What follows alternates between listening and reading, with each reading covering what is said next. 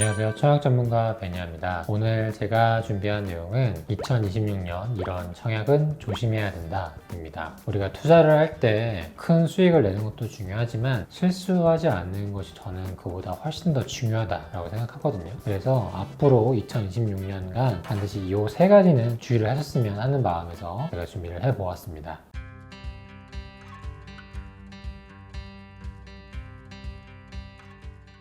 첫 번째는요, 화려한 외관과 마케팅입니다. 최근에 종영한 서울 자가의 대기업 다니는 김 부장 이야기 한 번쯤 보셨나요? 김 부장님이 방문했던 한 아파트가 드라마에서는 반포로 언급되어 있는데 실제 드라마에 나왔던 그 아파트가 어딘지 혹시 아시려나요? 인천시 서구 왕길동에 있는 한 아파트입니다. 해당 단지는 왕길역 로얄파크 시티 프로지오입니다. 왼쪽이 해당 아파트에서 찍은 실제 모습이고요. 해당 아파트는 분양한 지 근 2년이 되었는데 아직까지도 미분양입니다. 그런데 재밌는 부분이 해당 아파트는 현재까지 금액 조율을 하지 않고 다른 방법으로 마케팅을 하고 있습니다. 연예인분들을 모셔와서 홍보를 하기도 하고요. 이렇게 중간중간에 콘서트를 열어가지고 아파트 단지 안에서 아니면 바로 인근에서 콘서트를 하기도 합니다. DK 아시아라는 곳이 해당 단지 시행사거든요. 그래서 이렇게 홍보를 하면서 여기 로얄파크 시티 프로지오라고 해서 해당 아파트에서 하는 거예요. 이렇게 간접적으로 아파트에 대한 홍보를 하는 거죠. 사실 이 영상을 보시는 30대, 40대 분들이라면 이런 콘서트를 한다고 연예인 분들이 홍보를 한다고 해서 계약하는 일은 아마 거의 없을 거라고 생각이 듭니다. 그런데 특히나 이제 사회초년생 분들이나 이제 연세가 있으신 분들은 이러한 요소들로 인해서도 충분히 혹할 수가 있거든요. 단지를 우연찮게 구경 갔는데 조경이 너무 잘 돼 있고 그리고 연예인이 홍보하고 그 연예인도 내가 신뢰하고 믿는 연예인이다 라고 하면은 혹할 수도 있는 거죠. 이런 부수적인 부분 때문에 계약을 하는 것은 그간에 열심히 모아왔던 투자금을 모두 날릴 수 있기 때문에 반드시 좀 주의하셔야 한다는 점 말씀을 드리고 싶습니다.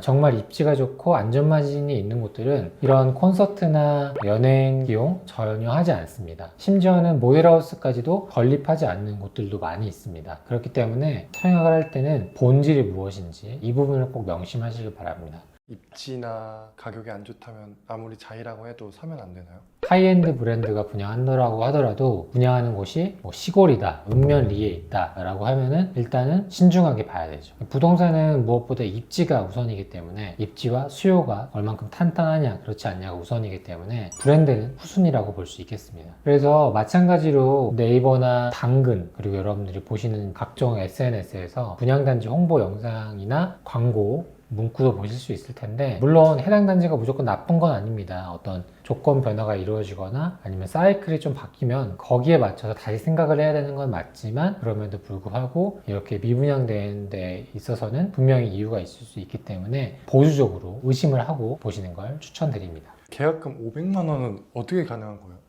계약금 500만 원은 아무래도 투자금이 부족한 분들에게도 소액으로도 투자할 수 있다, 새 아파트 살 수 있다는 것을 좀 어필하기 위해서 이렇게 한 건데 계약금이 적으면 결국에 나머지 금액에 다 이자가 붙어서 그 이자만큼 나중에 얹어지는 금액이기 때문에 무조건 좋다라고 볼 수가 없습니다. 그래서 이런 부분도 무조건 좋은 거다라고 생각하지 마시고 한 번쯤 의심해 보시면 좋을 것 같습니다. 계약금 2천만 원 이거는 약간 말장난인 것 같아요. 왜냐하면 당연히 잔금을 치러야 되는 것이 맞기 때문에 이 부분은 클릭을 유도하기 위한 어떤 마케팅 장치이지 않을까 생각이 듭니다.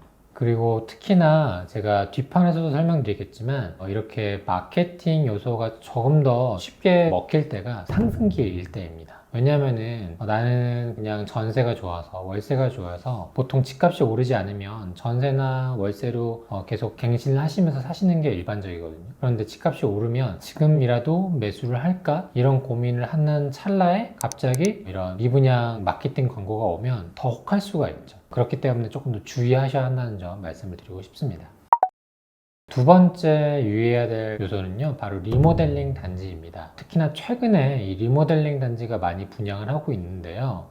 리모델링 단지는 보시는 것처럼 기존에 있는 뼈대를 남기고 이 뼈대에 살을 붙여서 중축하는 개념이다 라고 보시면 되겠습니다. 그런데 재개발이나 재건축처럼 완전히 허물고 짓지 않기 때문에 이 평면이 우리 일반적인 신축 아파트처럼 4베이 판상형, 5베이 판상형, 그리고 서비스 면적도 7평에서 9평에서 10평 이런 구조가 결코 나올 수가 없습니다. 그래서 대부분 보면 이렇게 길쭉한 평면이 나오는 것이 일반적입니다. 그렇기 때문에 서비스 면적도 극히 적을 뿐더러 거실 창으로부터 남향을 받을 수 있는 공간도 굉장히 제한적이고 뒷방은 훨씬 더 춥겠죠. 실질적인 사용 가치가 훨씬 더 낮다는 겁니다. 그럼에도 불구하고 최근에 재밌는 건 이렇게 분당의 TL1 같은 경우에도 25억에 분양을 했는데 주변 시세가 그 정도에 거래됐다는 이유로 결국 완파는 됐습니다. 그런데 저는 좀 주의해야 될 부분이 분당 같은 경우에는 1년 안에 오름폭이 무려 40% 가까이 급상승을 했기 때문에 이 부분에 대한 거품이 있을 수 있다는 것이 첫 번째 유의해야 될 요소라고 생각이 들고요. 그리고 해당 분당 TL1 같은 경우에는 일반 재건축 재개발이 아닌 리모델링 단지이기 때문에 어느 정도 감가 요소를 반영을 해야 된다고 생각합니다. 사실 이렇게 리모델링으로 어느 한 지역에 분양을 하게 되면 그 지역 상당수가 계속 똑같은 방식으로 분양하는 경우들이 많이 있습니다. 실제로 야탑동의 매화마을 1단지도 리모델링으로 분양을 할 예정이고요. 그리고 분당 밑에 있는 수지도 이렇게 리모델링을 앞두고 있는 곳들이 많이 있습니다. 그래서 저는 분당이나 수지나 모두 분위기가 좋기 때문에 그리고 리모델링 자체가 신규로 공급되는 물량이 굉장히 적기 때문에 결국에는 완파는 되겠지만 그럼에도 불구하고 안전마진이 있다라고 보기에는 좀 어려울 만한 그런 분양가가 많이 책정되더라고요. 그래서 차라리 리모델링 단지만큼은 수분양자 되기보다는 조합원의 지위를 사서 분담금을 내는 것이 조금 더 합리적인 선택이지 않을까 생각이 듭니다. 그래서 앞으로도 당분간은 이런 리모델링 단지가 나오고 계속 완판되는 추이로 흘러가겠지만 안전마진이 있다고 보기에는 어렵다고 생각합니다.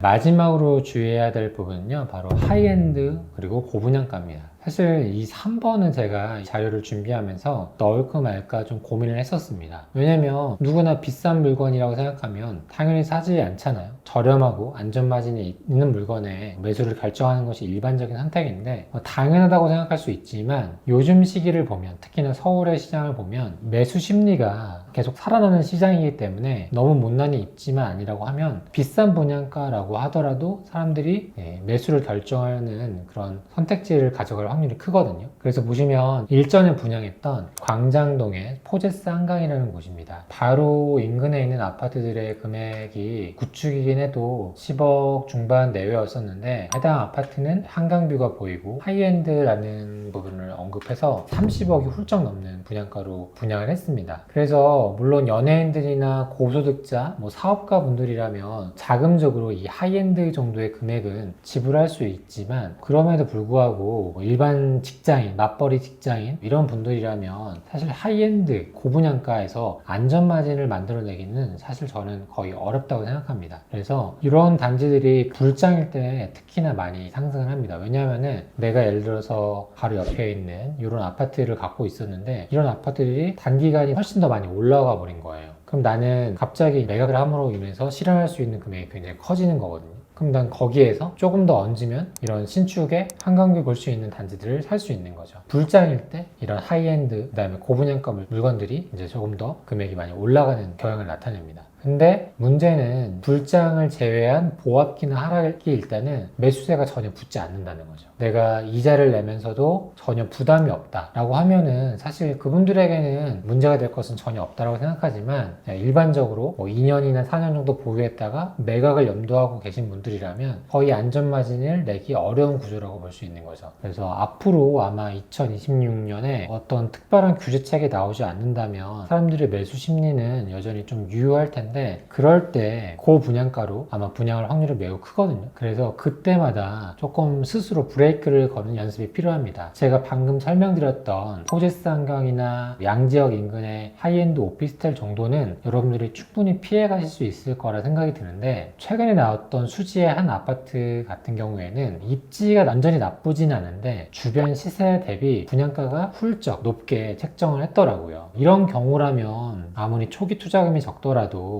다른 물건을 선택하는 것이 합리적이거든요. 여러분들이 아마 실수할 수 있는 부분이 앞으로 분양하는 아파트에서, 일반적인 아파트에서 많이 나타나리라고 생각이 듭니다. 입지가 완전히 빠지지도 않고 심지어는 입지가 괜찮은데 주변 시세보다 정말 월등히 분양가가 비싸다면 그때는 좀 조심을 하셔야 된다고 생각합니다. 왜냐하면은 사실은 분위기를 잘 타서 내가 분양받았던 그 아파트 가격에서도 완판이 되고 프리미엄이 붙을 수도 있지만 그렇게 되기까지는 분명히 시간이라는 게 필요하거든요. 차라리 그럴 때는 해당 단지의 조건이 바뀌거나 내지는 뭐 할인 분양을 하거나 이런 부분을 기대해 보시거나 내지는 그 주변에서 어떤 매수할 집이 필요하시다면 차라리 금액적으로 안전마진이 있는 그런 입지를 선택하시는 게 훨씬 더 합리적인 선택이라고 생각이 됩니다. 그래서 제가 오늘 설명드렸던 1번과 3번 같은 경우에는 이 마케팅이나 고분양가 같은 경우에는 집을 매수하고자 하는 어떤 포모가 올 때 그럴 때 훨씬 더 실수할 수 있는 부분이기 때문에 주의를 해보시면 좋겠습니다.